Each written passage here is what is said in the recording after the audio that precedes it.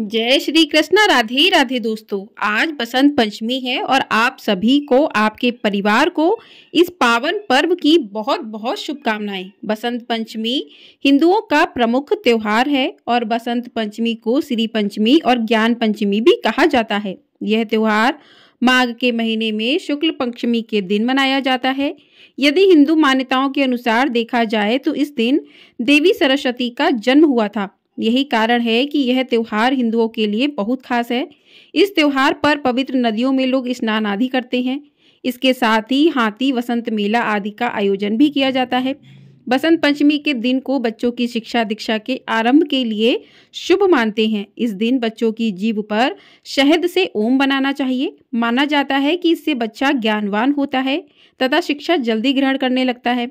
6 माह पूरे कर चुके बच्चों को अन्न का पहला निवाला भी इसी दिन खिलाया जाता है। अन्नप्राशन के लिए यह दिन अत्यंत शुभ माना जाता है। पूरे वर्ष को 6 ऋतुओं में बांटा गया है, जिसमें वसंत ऋतु, ग्रीष्म ऋतु, वर्षा ऋतु, शरद ऋतु, हेमंत ऋतु और शिशिर ऋतु शामिल है। इन सभी ऋतुओं में से बसंत को सभी ऋतुओं का राजा माना जाता है। इसी कारण इस दिन को वसंत पंचमी कहा जाता है तथा इसी दिन से बसंत ऋतु की शुरुआत भी हो जाती है। इस ऋतु में खेतों में फसलें लहला उठती हैं और फूल खिलने लगते हैं। हर जगह खुशहाली नजर आती है। मान्यता है कि इस दिन माता सरस्वती का जन्म हुआ था, इसलिए बसंत पंचमी के दिन सरस्वती माता की विशेष पूजा का आयोजन भी किया जाता है। माँ सरस्वती को विद्या एवं बुद्धि की देवी माना जाता है। बसंत पंचमी के दिन माँ सरस्वती से विद्या, बुद्धि, कला एवं ज्ञान का वरदान मांगा जाता है। इस दिन लोगों को पीले रंग के कपड़े पहनकर पीले फूलों से देवी सरस्वती की पूजा करनी चाहिए एवं लोग पतंग उड़ाते और खाद्य सामग्री में मीठे पीले रंग के चावल का सेवन करते हैं। पीले रंग को बसंत का प्रतीक माना जाता है। बसंत पंचमी का त्योहार बड़ी ही धूमधाम से मनाया जाता है। इस दिन देवी सरस्वती की पूजा करने के पीछे एक पौराणिक कथा भी है। तो प्रिय श्रोताओं, अब हम सुनेंगे बसंत पंचमी की पौराणिक कथा। तो बसंत पंचमी की पौराणिक कथा के अनुसार सृष्टि के प्रारंभिक काल में भगवान विष्णु की आज्ञा से ब्रह्मा जी ने मनुष्य योनि की रचना की, परंतु वह अपनी सूर जनता से संतुष्ट नहीं थे। तब उन्होंने विष्णु जी से आज्ञा लेकर अपने कमंडल से जल को पृथ्वी पर छिड़क दिया, जिससे पृथ्वी पर कंपन होने लगा और एक अद्भुत शक्ति के रूप में चतुर्भुजी सुंदर स्त्री प्रकट हुई, जिनके एक हाथ में बीड़ा और दूसरे हाथ में वरमुद्रा थी। वही अन्य दोनों हाथों में पुस्तक एवं माला थी। जब इन देवी ने बीड़ा का मधुर तान दिया तो संसार के समस्त जीव जंतु को बाड़ी प्राप्त हो गई। तब ब्रह्मा जी ने उस देवी को बाड़ी की देवी सरस्वती कहा। सरस्वती को बागेश्वरी, भगवती, शारदा, बीड़ा बांधनी और भाग्य देवी सहित अन्य नामों से भी पूजा जाता है। संगीत की उत्पत्ति के कारण वह संगीत की देवी भी हैं। इस तरह से देवी सरस्वती का प्रकट होना हुआ। इसी प्रकार मां सरस्वती के अवतरण दिवस के रूप में बसंत पंचमी का पर्व मनाया जाता है। एक बार देवी सरस्वती ने भगवान श्री कृष्ण को देख लिया और उन पर मोहित हो गई। वह उन्हें पति के रूप में पाना चाहती थी, किंतु जब भगवान श्री कृष्ण को पता चला तो उन्होंने कहा कि वह केवल रुक्मणी के प्रति समर्पित हैं। लेकिन सरस्वती जी को मनाने के लिए उन्होंने वरदान दे दिया कि आज से माघ मास के शुक्ल पक्ष की पंचमी को समस्त विश्व आपकी विद्या के रूप में, ज्ञान की देवी के रूप में पूजा करेगा। उसी समय भगवान श्री कृष्ण ने सबसे पहले देवी सरस्वती की पूजा की। तब से लेकर निरंतर बसंत पंचमी के दिन मां सरस्वती की पूजा लोगों के द्वारा की जाती है। जय हो माता शारदा, हे मां भवानी, आपने सभी भक्तों पर कृपा दृष्टि बनाए रखें। जय मां अंबिका, बोली सरस्वती माता की जय। तो इस प्रकार से कथा पूर्ण हुई। प्रिय श्रोताओं, अब हम सुनेंगे दूसरी कथा। बहुत ही पौराणिक कथा है। इस कथा के अनुसार मद्रास नामक स्थान पर बहुत समय पहले एक ब्राह्मण रहता था। उस समय सरस्वती और लक्ष्मी की आपस में नहीं बनती थी, इसलिए वह सरस्वती का पुजारी ब्राह्मण निर्धन था। वह प्राचीन परंपरा के अनुसार शिष्यों को पढ़ाता था। गुरुकुल की परंपरा के अनुसार शिष्य उसके लिए गांव जाकर भिक्षा मांगते थे। भिक्षा में जो भी कुछ मिलता था उसी से उसका गुजारा हो जाता था। ब्राह्मण की पत्नी को बच्चा होने वाला था। ऐसे में ब्राह्मण की पत्नी को चिंता होने लगी कि उसकी संतान का लालन पोषण इतनी गरीबी में कैसे होगा। इसी बात को लेकर वह अक्सर ब्राह्मण को उसकी गरीबी के लिए ताने मारने लगी। वह कहती कि ना जाने मुझे किन कर्मों की सजा मिली है जो मेरा विवाह मेरे पिता के कंगाल से कर दिया है। यह बात ब्राह्मण को अच्छी नहीं लगी। ताने सुन सुनकर वह परेशान हो चुका था। फिर एक दिन उसने एक फैसला लिया और अपने सबसे प्रिय सूझबूझ वाले और तेजस्वी शिष्य को बुलाकर सारी जिम्मेदारी उसे दे दी। इसके बाद 4-5 महीने में लौटने का आश्वासन देकर धन कमाने राजधानी चला गया। ब्राह्मण के जाने के बाद उस शिष्य ने अपनी सारी जिम्मेदारियां ईमानदारी के साथ निभाई। आसपास के गांव वालों को जब पता चला तो सब लोगों ने मिलकर ब्राह्मण के यहाँ अनाज और जरूरत की बाकी सामान भिजवा दिया। आश्रम में बाकी शिष्यों को वह शिक्षा देने लगा। इस तरह सब कुछ सही रास्ते पर चलने लगा। एक रात को ब्राह्मणी ने पुत्र को जन्म दिया। दरवाजे के पास खड़े शिष्य को जब पता चला तो उसने सोचा कि आगे क्या करना है। इस बारे में गांव के बुजुर्गों से सलाह लेनी चाहिए। वह जाने ही वाला था कि तभी वहां एक दुबला पतला ब्राह्मण लाठी के सहारे चलते हुए वहां आया। उसकी वेशभूषा देखकर शिष्यों को लगा कि शायद वह कोई भिखारी है। शिष्य बोला, ओ बाबा, कौन हो तुम? आधी रात को यहाँ कैसे आना हुआ? तो उस बुजुर्ग ने कहा कि अभी मत पूछो कौन हूँ मैं, मुझे कुछ काम है, मुझे अंदर जाने दो। उस दुबले पतले ब्राह्मण ने जवाब दिया। तो उस शिष्य ने कहा कि ऐसे कैसे जाने दूं? कम से कम अपना परिचय तो दे दीजिए भला। आप इस स्थिति में एक असहाय स्त्री के पास कैसे जा सकते हैं? शिष्य दरवाजे पर रास्ता रोके हुए खड़ा था। ब्राह्मण ने हंसते हुए जवाब दिया, तो सुनो, मैं विधाता हूँ, सबका भाग्य लिखने वाला। आज यहाँ बच्चा पैदा हुआ है तो बस उसी का भाग्य लिखने चला आया हूँ। भाग्य लिखने वाले को कौन रोक सकता है भला? इतना कहते हुए वह ब्राह्मण हंसते हुए शिष्य को हटाकर अंदर चला गया। जब वह बाहर आया तो शिष्य ने उत्सुकतावश पूछा कि महाराज, आपने क्या लिखा उस नन्हे बच्चे के बारे में, मेरे गुरु भाई के बारे में? तो ब्राह्मण बोला कि आज तक विधाता ने किसी को बताया है क्या कि उन्होंने किसके भाग्य में क्या लिखा है? परंतु शिष्य भी उन्हें ऐसे नहीं जाने देने वाला था। पीछा ना छोड़ते देखकर ब्राह्मण विवश होकर बोला कि यही जानना चाहते हो ना कि क्या लिखा है? तो मैंने यह लिखा है कि यह लड़का हमेशा निर्धन ही रहेगा। इसके पास घर में एक गाय और एक बोरा अनाज के अलावा कुछ भी नहीं रहेगा। कितना भी परिश्रम कर ले, यह धन नहीं कमा पाएगा। इतना कहते ही वह ब्राह्मण वहां से चला गया। शिष्य को उसके इस व्यवहार पर बहुत गुस्सा आया, परंतु वह ब्राह्मण अब जा चुका था, इसलिए कुछ किया नहीं जा सकता था। कुछ महीने बाद गुरुकुल का ब्राह्मण लौट आया। जब उसने देखा कि सब कुछ व्यवस्थित ढंग से चल रहा है तो उसे बड़ी ही प्रसन्नता हुई। अपने साथ वह काफी धन कमाकर लाया था। अब उसे किसी बात की कोई चिंता नहीं थी, इसलिए उसका जीवन अब हंसी खुशी गुजरने लगा। लेकिन वह खुशी ज्यादा दिन तक टिक नहीं सकी। सब धन खत्म हो गया और कमाई का कोई साधन न होने से एक बार फिर से गरीबी आ गई। अब ब्राह्मण का परिवार 2 साल पहले वाली हालत में आ गया। इस बार फिर ब्राह्मणी को बच्चा होने वाला था। ऐसे में जब ब्राह्मण ने शिष्य से अपनी स्थिति के बारे में विचार विमर्श किया तो शिष्य ने उसे फिर से राजधानी जाने की सलाह दी। ब्राह्मण पहले की तरह अपनी सारी जिम्मेदारी अपने उसी बुद्धिमान शिष्य के कंधों पर छोड़कर राजधानी वापस चला गया। सब कुछ वैसे ही फिर से चलने लगा जैसे पहले चलता था। फिर से गांव के लोग अनाज और जरूरी सामान दे गए। समय आने पर ब्राह्मणी की कोख से कन्या ने जन्म लिया। जब शिष्य को इस बात की खबर हुई तो वह गुरु बहन को देखने के लिए गया, लेकिन उसके पहुंचने से पहले ही वही दुबला पतला ब्राह्मण पहुंच गया था जो अपने आप को विधाता बता रहा था। उसे देखकर शिष्य को गुस्सा तो बहुत आया, परंतु वह कर भी क्या सकता था। जब वह ब्राह्मण भाग्य लिखकर बाहर निकले तो शिष्य ने पूछा कि कहो महाराज, अब कौन सा चक्रव्यूह रच कर आए हो? उस ब्राह्मण ने कहा, अरे भाई, गुस्सा क्यों होते हो? मैं तो यहाँ बस अपना काम करने आया था। सबका अपना काम है, मेरा भी काम है, इसमें मैं क्या कर सकता हूँ? इस प्रकार से चेहरे पर व्यंग्यात्मक मुस्कान लिए हुए ब्राह्मण ने कहा। तो शिष्य बोला कि अच्छा महाराज, ठीक है, मगर बताओ तो सही, आखिर मेरी गुरु बहन के भाग्य में लिखा क्या है आपने? तब उस ब्राह्मण ने कहा कि इस लड़की का विवाह नहीं होगा।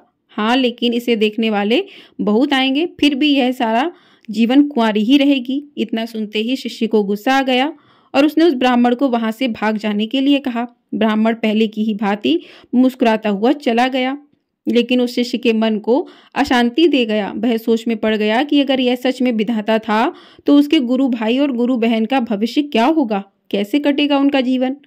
खैर, धीरे धीरे समय बीतने लगा। 1 साल, 2 साल, 3 साल करते करते कई साल बीत गए। शिष्य का गुरु यानी कि वह ब्राह्मण वापस नहीं आया। राजधानी से जितने व्यक्ति आते उतनी बातें करते। कोई कहता कि ब्राह्मण की मृत्यु हो गई, कोई कहता वह अपनी पत्नी से परेशान थे इसलिए संन्यास लेकर जंगल में चले गए। शिष्य भी ब्राह्मण के घर और गुरुकुल की सारी जिम्मेदारी संभाल रहा था। सबके साथ साथ उसने अपने गुरु भाई और गुरु बहन को भी शिक्षा देकर उन्हें शिक्षित कर दिया। इसी तरह 18 साल बीत चुके थे। ब्राह्मणी का पुत्र 20 वर्ष का हो गया। शिष्य को अब लगने लगा कि अब उसका गुरु भाई गुरुकुल की व्यवस्था संभालने लायक हो गया है। इसी विचार से अब शिष्य अपनी सारी जिम्मेदारियां उसे देकर वहां से विदा लेना चाहता था। ब्राह्मणी व उसके पुत्र और पुत्री ने उस शिष्य को रोकने का बहुत प्रयास किया, मगर सब व्यर्थ था। जब शिष्य जा रहा था तब गुरु भाई उसे छोड़ते हुए कुछ दूर तक उसके साथ गया। जब गुरु भाई आशीर्वाद देकर लेकर वापस लौटने को हुआ तब उस शिष्य ने कहा, भाई मैं जा रहा हूँ, मगर जो मैं अभी तुम्हें जो 2 बातें बताऊंगा उस बात का ध्यान रखना। पहला, कभी भी अपने घर पर अनाज से भरा हुआ बोरा और दूध देने वाली गाय मत रखना। अगर तुमने दोनों रखे तो तुम सारा जीवन निर्धन ही रहोगे। दूसरा, जब भी कोई व्यक्ति तुम्हारी बहन के विवाह के संबंध में बात करने आए तो उसे 100 सोने की मोहरें देकर जाने को बोलना, और जब वह 100 मोहरें तुम्हें दे दे तभी अपनी बहन उन्हें दिखाना। लड़के ने वैसा ही करने का वादा करके शिष्य को विदा किया और आश्रम में लौट आया। अगले ही दिन गांव के एक पुरोहित के यहाँ से एक दुधारू गाय और एक बोरा अनाज उस लड़के के घर भिजवा दिया गया। लड़के ने उसी समय गाय और अनाज का बोरा बेच दिया। अगले दिन फिर किसी ने एक बोरा अनाज और एक दुधारू गाय भेजी। लड़के ने फिर वैसा ही किया। अब आए दिन गाय और अनाज के बोरे आने लगे। लड़का उन्हें अपने वादे के अनुसार बेचता गया, जिससे उसका भाग्य बदल गया और जल्द ही वह अमीर हो गया। थोड़े ही दिन में उसकी बहन की विवाह की उम्र हो गई। विवाह के लिए कई लोग लड़के से संपर्क करने लगे। उस लड़के को अपना वादा याद था, वह शिष्य के बताए अनुसार ही काम करता। इस तरह वह और भी धनी हो गया और उसका जीवन सुख में हो गया। इसी तरह कई साल बीत गए। एक दिन उस शिष्य का मन हुआ कि क्यों ना अपने गुरु के परिवार को देख लिया जाए कि उनका भाग्य कैसा चल रहा है। इसी विचार के साथ वह चल दिया। अभी वह गांव के बाहर ही पहुंचा था कि उसे वही दुबला पतला ब्राह्मण एक गाय, बोरा अनाज और एक पोटली में मुद्राएं ले जाते हुए दिखाई दिया। उसने आवाज लगाते हुए कहा, अरे महाराज, कहाँ जा रहे हो? ब्राह्मण ने उसकी ओर देखा और गुस्से में ऊंची आवाज में बड़बड़ाना शुरू कर दिया। उस ब्राह्मण ने कहा, आ गए जले पर नमक छिड़कने? देख लो, यह सब तुम्हारा ही किया धरा है। रोज एक दूध देने वाली गाय, एक बोरा अनाज और 100 मुद्राएं देते देते मेरी ऐसी की तैसी हो रही है। दिमाग काम नहीं करता है कि तुम्हारे इस चक्रव्यूह से कैसे निकलूं। तो उस शिष्य ने कहा कि मेरा चक्रव्यूह महाराज, आप भूल रहे हैं कि भाग्य तो आप लिखते हैं, फिर भला मैं कैसे आपको किसी भी चक्रव्यूह में फंसा सकता हूँ। शिष्य ने चुटकी लेते हुए उनसे कहा। तो उस ब्राह्मण ने कहा, बेटा, मैं तेरी बुद्धि से हार चुका हूँ, मेरी सहायता कर और मुझे इस झंझट से निकाल। तब उस शिष्य ने कहा, महाराज, झंझट से निकलना है तो यह उन दोनों की भाग्य रेखाएं मिटा दीजिए। आप तो जानते हैं कि यह कलयुग है। आज का इंसान अपनी बुद्धि से अपना भाग्य बनाता है, उदाहरण आप देख ही रहे हैं। तो उस ब्राह्मण ने कहा, ऐसे कैसे मिटा दूं मैं भाग्य की रेखाएं? शिष्य ने कहा, तो फिर उठाइए झंझट, मैं कुछ नहीं कर सकता। ब्राह्मण ने कहा, अरे नहीं बेटा, मेरा कुछ ख्याल करो, कब तक इसी काम में फंसा रहूंगा? मैं भी मजबूर हूँ। शिष्य ने कहा, मैं भी मजबूर हूँ महाराज, अपने गुरु को वचन दिया है कि उनके परिवार का ख्याल रखूंगा। अब ऐसे में उनके साथ कैसे छोड़ दूं? वैसे भी इस दुनिया में कुछ पाने के लिए कुछ खोना पड़ता है, और फिर मुझे तो अपनी बहन का विवाह भी करना है। अगर आप मेरी बात मान लें तो आपको अपनी समस्या का हल मिल जाएगा। कुछ देर सोच विचार करने के बाद उस ब्राह्मण ने गाय, अनाज का बोरा और मुद्राओं की पोटली उस शिष्य को दे दिया और बोला, जाओ, मिटा दिया उनकी भाग्य की रेखाएं। तुम्हें उनका जैसा भी भाग्य बनाना है बना लो, मैं कोई रुकावट नहीं डालूंगा। लेकिन हाँ, मेरी एक विनती है कि इस बारे में तुम किसी को बताना नहीं तो कोई भी मेरा आदर नहीं करेगा, किसी को मेरा भय नहीं रहेगा, जिसके कारण कोई मुझे याद नहीं करेगा।